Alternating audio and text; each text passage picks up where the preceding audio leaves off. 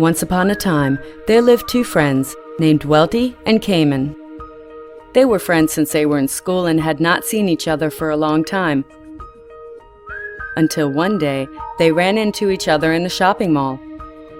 They were surprised and happy to see an old friend again. They began to tell each other the stories of their lives. Welty told the story of his fabulous life, in which he had plenty of time to spend with his family, which he could afford because he never had any problems with his finances.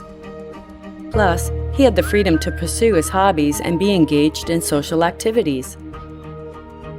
While Cayman spent his days punching the clock, having no quality time to spend with his family, and his meager salary was spent paying more goods and the various installments, on top of an ever-increasing cost of living.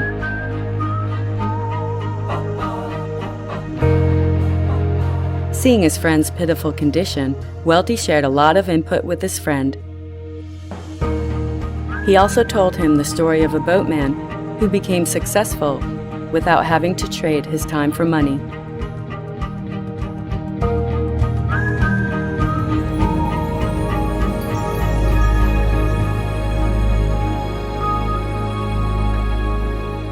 Once upon a time, there lived the village chief, who had a beautiful daughter.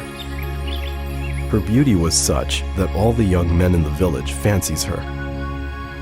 Airy was the name of the girl, given to her by her parents.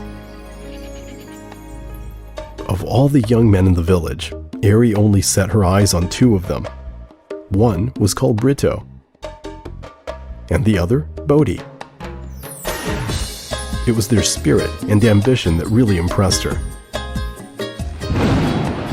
Time passed, then season changed, until one fateful day, a terrible disaster struck the village. A mighty earthquake had split the village into two parts, separated in the middle by a wide and deep river.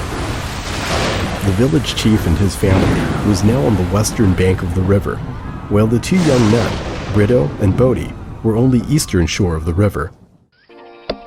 The two young men started to make raft in order to cross the river to see Airy. They did not realize that this raft brought them something unexpected. They began to make money crossing the villages who wanted to see their families to the other side of the river. Time passed, and by next year, Airy will be 18 years old. According to the village tradition, a girl is entitled to choose her suitor when she reached the ages of 18. Airy was so distressed, but could not make up her mind as to choose between Brito or Bodhi. Seeing the dilemma of his daughter, the village chief finally declared a contest.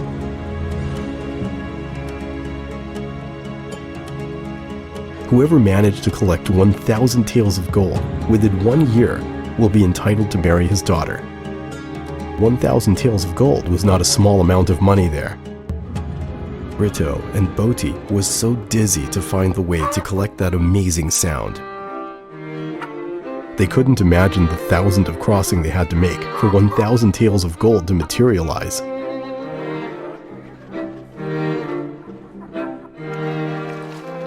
They worked harder and competed to cross more people in order to make the 1,000 taels of gold.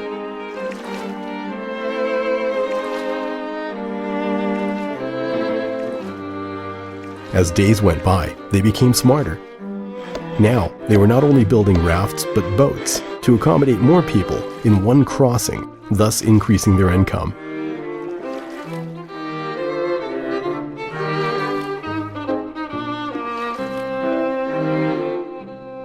Brito realized that he could not work alone like this forever.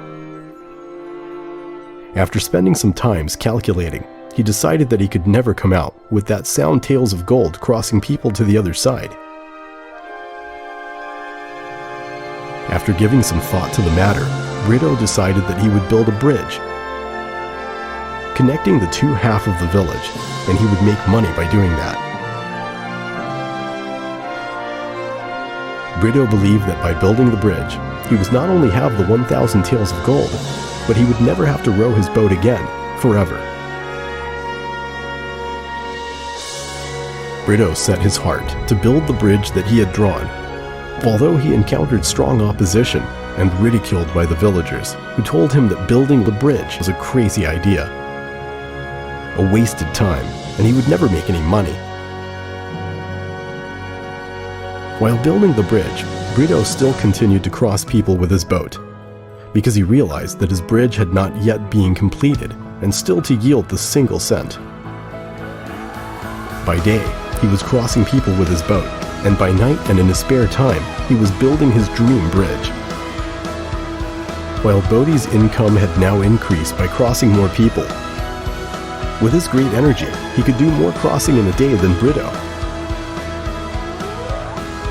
His lifestyle began to change, and every day he wasted his money indulging himself.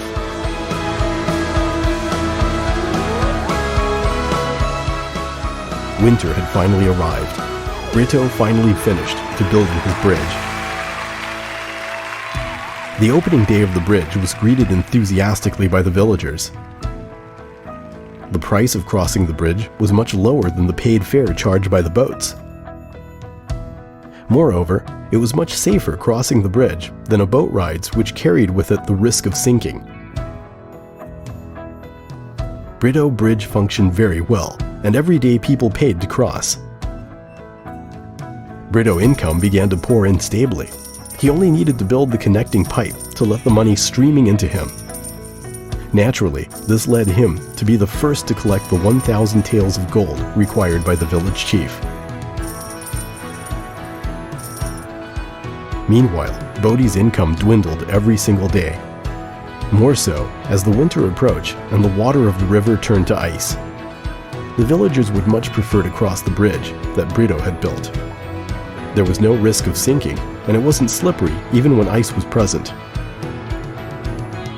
Now even Bodhi's strength began to fail. He pushed himself too far. Poor Bodhi, he traded all of his time for money, and now even he could not use his strong body for work. The expression on his face began to change.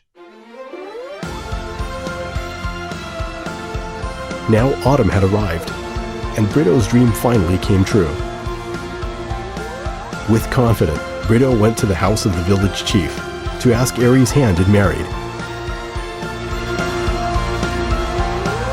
Finally, Brito and Ari lived happily ever after, enjoy financial freedom, time freedom, and prosperity forever.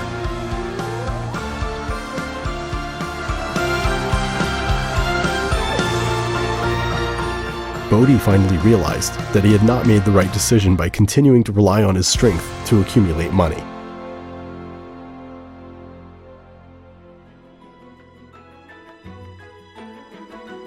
After listening intently to the story, Kanan was beginning to think that he too was doing the same thing that... Before going to bed, he made the decision to follow Weldy's advice, that is, to make a smart move like Brito did.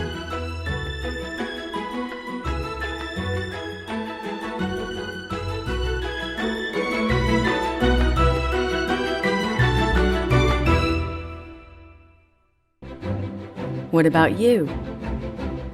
Which method do you prefer? If you are still unsure, try answering the following questions. Do you possess an income that flows continuously for 24 hours without you actually having to work for it? Are you relying on strength alone, or do you have a right system to produce money?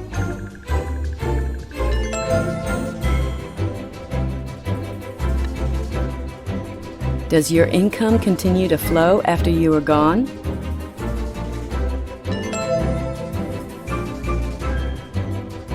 Can you quit work anytime you choose without sacrificing your income?